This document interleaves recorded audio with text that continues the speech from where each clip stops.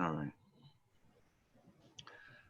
All right. So welcome back, everyone, from last week where we were doing the. I was showing how to underwrite a deal, what to look for, and stuff like that, right? And the first part of the underwrite, we took care of the acquisition, we took care of the income, right? So the only parts now that we're going to take care of today is going to be the expense column. Okay. Now, when you get into, when it comes to underwriting, depending on the size of the unit, and actually, I'm not even going to say depending on the size of the unit. I'm going to say some units are going to, you're going to have to be like a forensic scientist, because depending on what they send you is going to depend on how you're going to treat this, right? What do I mean by that? Sometimes they will send you a T12 that looks like this, all beautiful, sectioned off and everything, not highlighted. I did the highlighting part, but it's all beautiful, sectioned off, looking really nice, where you could just scroll down and input your numbers. But then there are going to be times where it's not going to be sectioned off. It's going to just be one mass set of numbers, right? Like one mass set of stuff. And you're going to have to say, okay, where do I draw the line? Okay, so where do I put just marketing, or where's only general admin, or stuff like that? It's easy for taxes and insurance, because taxes and insurance, you separate that, right? But when you get down to some of the other stuff, you're going to have to sometimes get on a phone, call the broker back, and say, okay, you got to ask them, what is this here in reference to, say, trimming trees or something to that effect, right? But so let's go ahead and pick up from where we left off. We left off here at the income, where I had already put in the vacancy loss and all of the economical losses. So we had already inputted that data, and I had already inputted the data of the other income. Okay. So now we're just going to put in the rest of the data. So um, so I already took the liberty of of putting this in order. But normally, what I would tell you to do when you get your T12 and you're putting in your expenses, start at the top, start at the beginning of the expenses on the T12, and just go down that way, because you don't want. I would just encourage you not to use the don't start with the analysis and go down, because you may miss something. All right. Start with the T12 from the top of your expense, whatever that first expense is. Like here, it is utilities. So you got electricity, gas, water, sewer, trash, and you will wind now, and these things here will wind up being broken out, not unless your analysis form, put bundles them all together. Okay. So, and when I say that, if you look at my scenario, here's gas, electricity, water, sewer, and trash. But if yours don't have that, and they just say utilities, then just put it the way it is.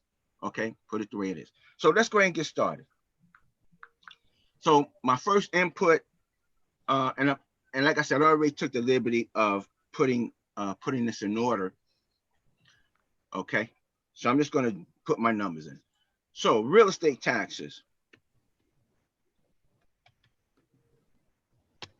Okay, 392. Now, what am I going to say about real estate taxes? Real estate taxes, once you have completed, and if you notice up here, let me go back. I did do one thing. right here. Come. All right, please, everyone mute yourself. Everyone, please mute yourself. All right, so what I did do, up here, I just made this marketing package, and then in parentheses, I put actuals, because these are your actual numbers. Okay, these are the numbers that's going to either come from the seller or the listing broker, whoever that may happen to be. All right, that's who is going to, that's where you're going to get this column from, right here. That's going to be where you get that from. So you just input your real estate taxes. Now, when you, depending on the city, the state that you're in, okay, once you get ready to do your underwrite, you're going to want to reach out to that particular county or municipality or jurisdiction to find out what are the taxes, the estimated taxes are going to be when you get ready to acquire this property. So in your underwrite, you will put over here in your underwrite, right up here, this is where you will put your updated number. So, and most likely taxes are going to go up. So, but I could, no matter where you are, the taxes are going to go up. So you put your new taxes here in your underwrite. Okay. So next, insurance. Okay. If you're serious about this property and you're going to go after it, I would tell you to reach out to your local, not local, reach out to an insurance broker that handles and specializes in commercial multifamily. All right.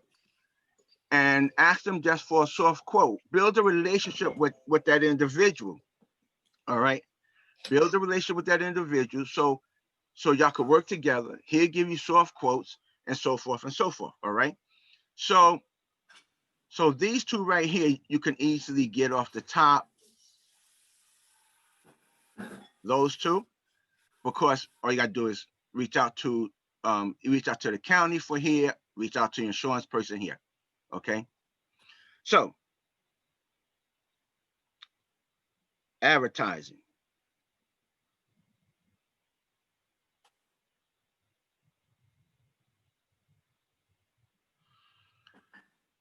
So now I have to go to my T12. Advertising.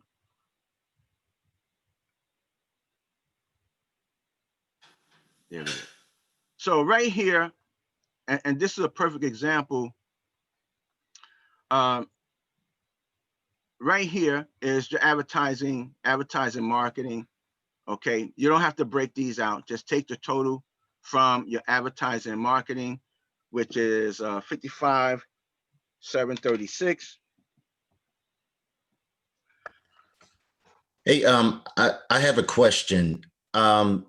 Is anyone else's screen showing what Daryl is doing? Because mine is only on the spreadsheet that shows the side-by-side scenarios. Yeah, I can see everything. I can see everything.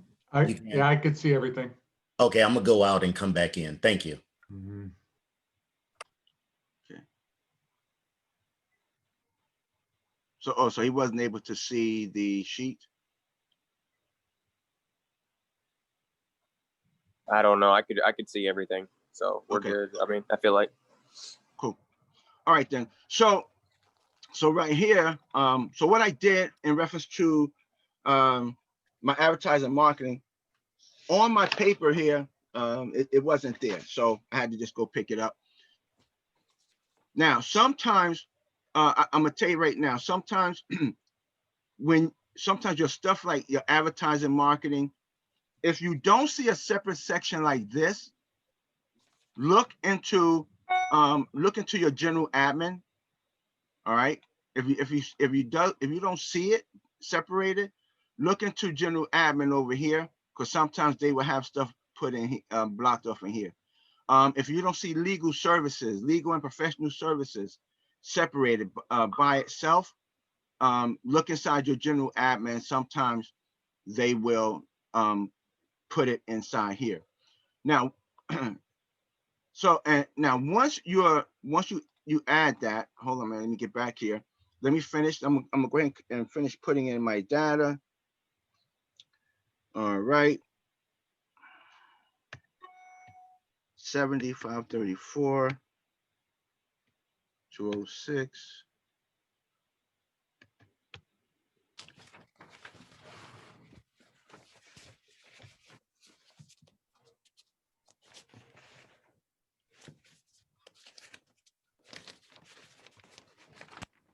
Contract services, trash.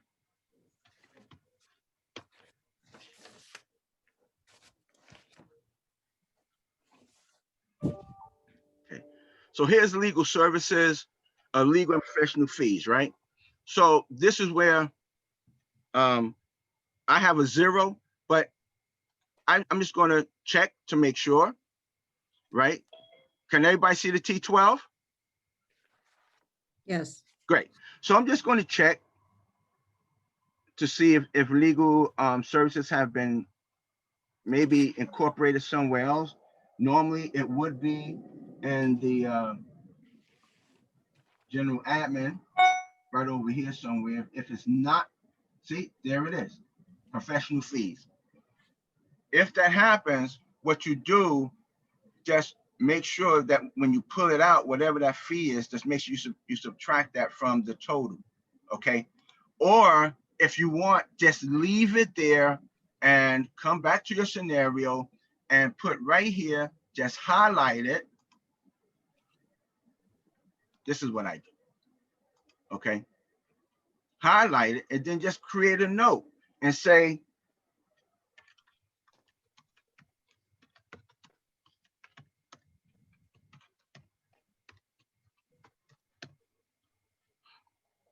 now it is important if it's very important to add notes. When you present this to your property manager, if you don't have a note, they're going to write it when they do their underwrite. They're going to underwrite for legal and professional fees. Okay, so now you are increasing your expenses when it's probably not necessary. So write a note, and then when you go over, then when you meet with your PM, you say, listen, the professional fees, legal fees, they all included with the general admin and so forth. Okay, that's one thing. As for this part, when you come to your underwrite, you can break it out if you want. If you don't break it out, please add the note for the PM. Okay. All right. So let me continue.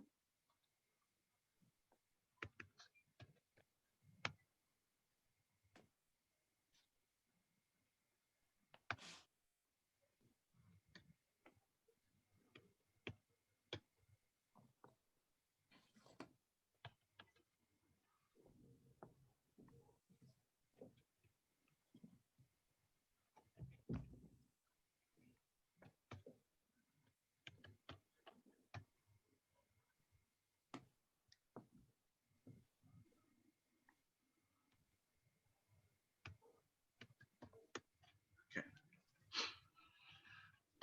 All right. So in the other, right, whatever it may happen to be, you definitely going to want to put a note for the PM and for yourself. Okay. Whatever the note may happen to be, it may be other utilities. It could be other utilities, whatever did not meet under one of the titles here, just put it in your other and add them all up. So it could be other anything, right? There you go, right? That's other anything. So now I'm gonna move over to here. So now this column here is going to be your underwrite column.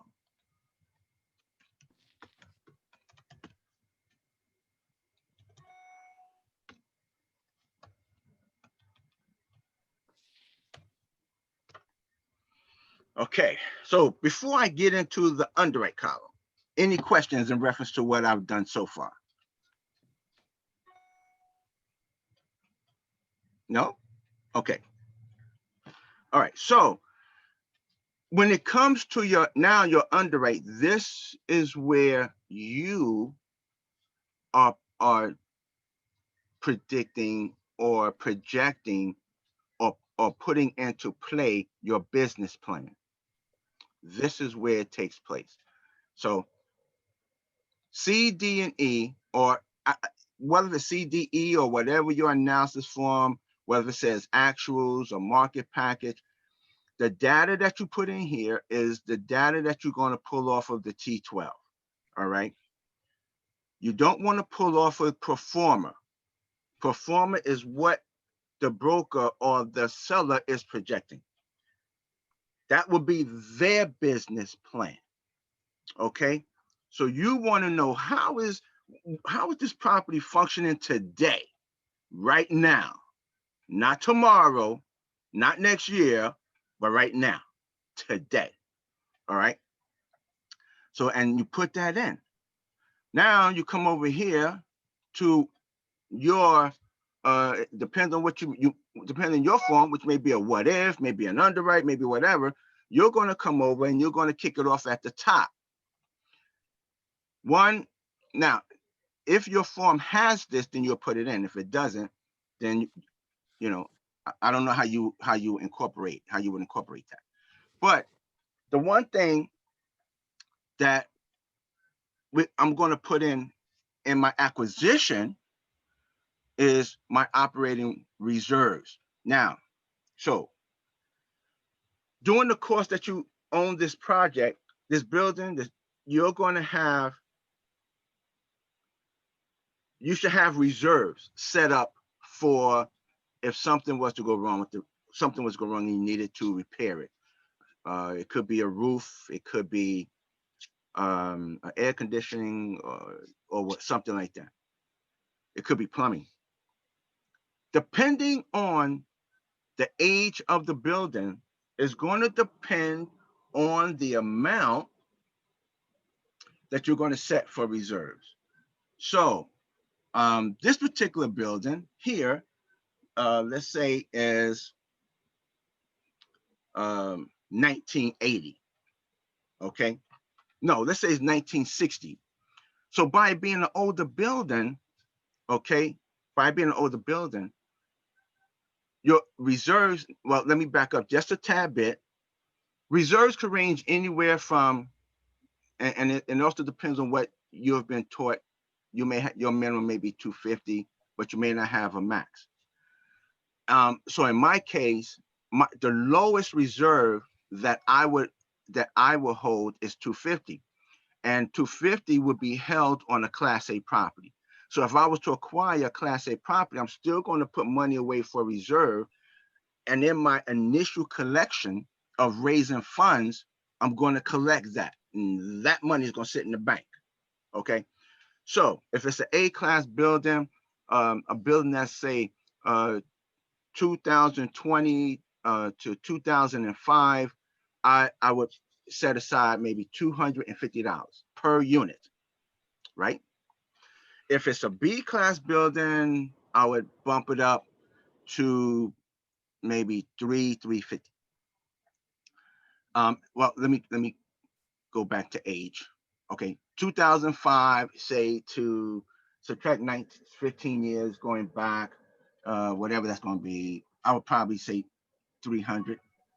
Okay, 350.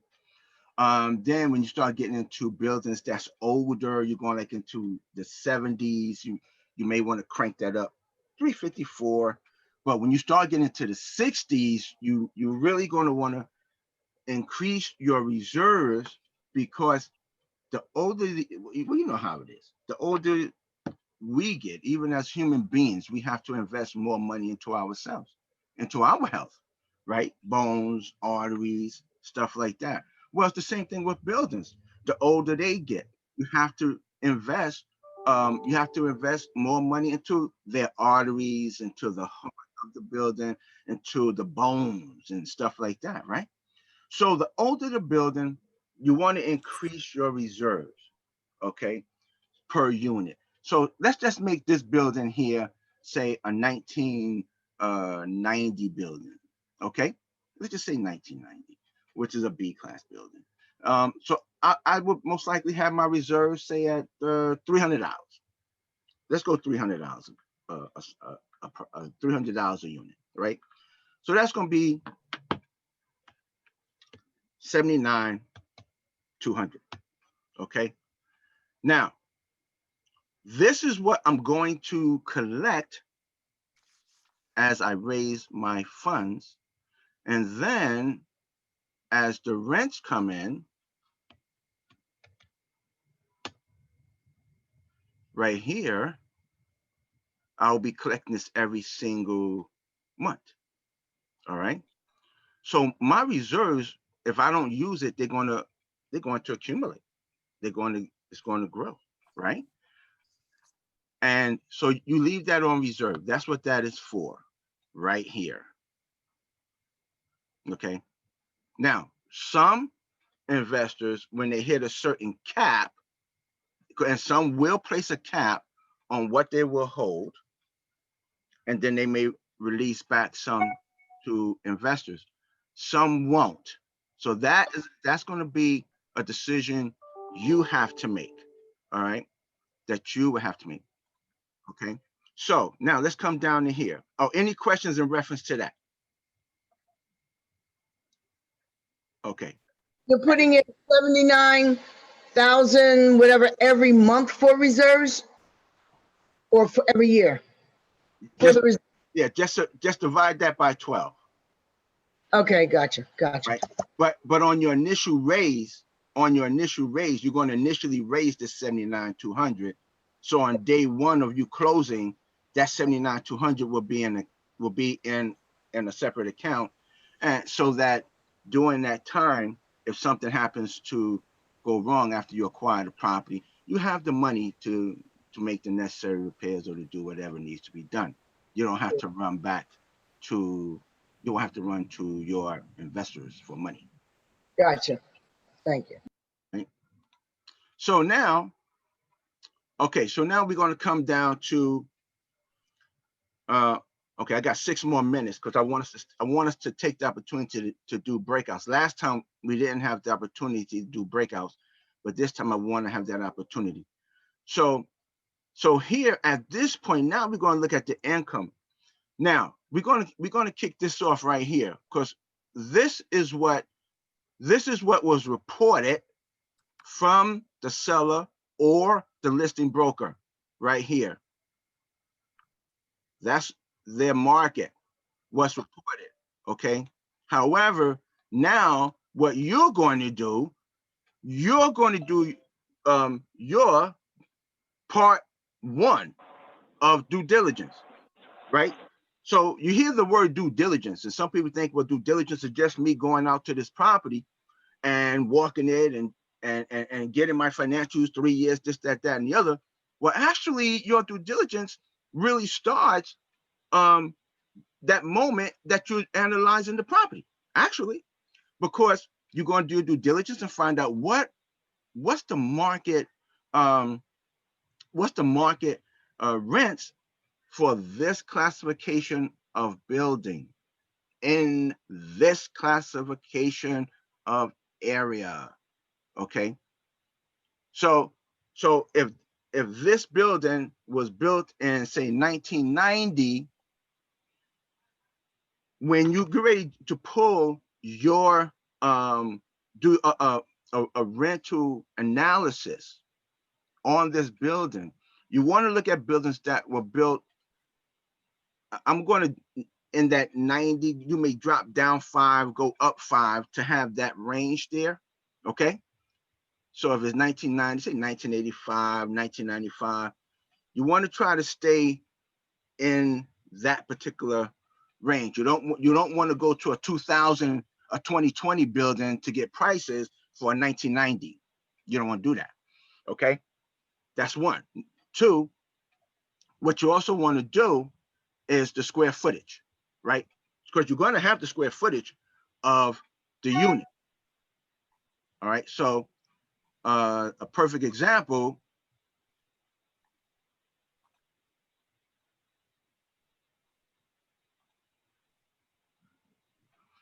A perfect example is here, right? So I have the footage.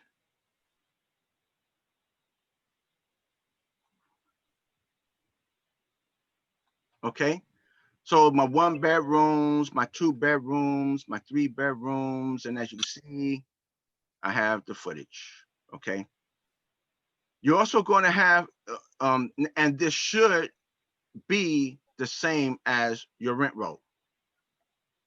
It should be the same as the rent roll.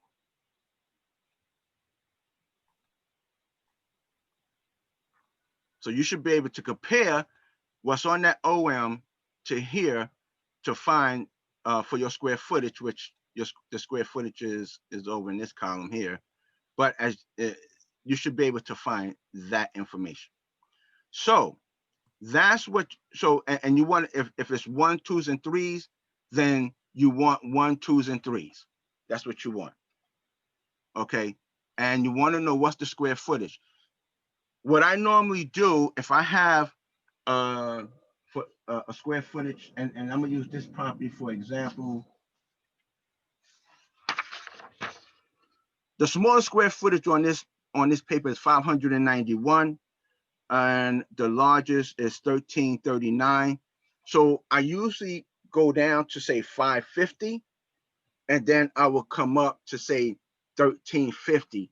So 550 to 1350, 1s, 2s, and 3s is I'm going to want to see the rents.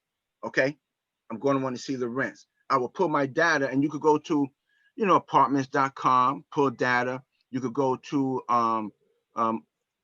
Rent Cafe, pull data. You could go to I think it's called rent.com or rents.com and pull data. So you could pull the data. Now, another thing, what I do, what I also do is this. I will get on the phone and I will also call the apartments that's similar to this one. I will call them and play like I'm going to move there so I can find out what their rents are, what's included, what's the square footage. Okay. And, do you have a pool? My property don't have a pool. I need to know if you have a pool, right? So I would get that information, and then and with that information, create my rental analysis and see just where I can go. How can I raise my rents? Yes or no? Okay, that's what I want to know. Can I raise my rents? How much can I raise my rents? All right. So it's 11:29. I'm going to stop here because I would like for everyone to have the opportunity to network. And next Tuesday, I will pick up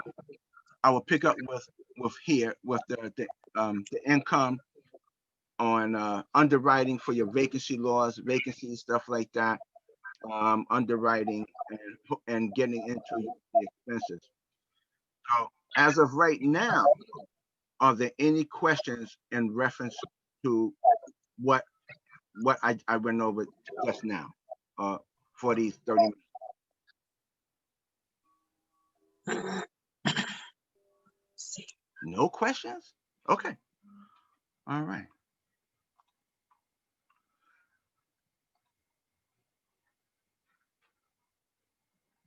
Is it recorded? Yes. So I'm gonna have to stop the recording because we're going to go into breakout rooms. So I'm gonna have to stop the recording.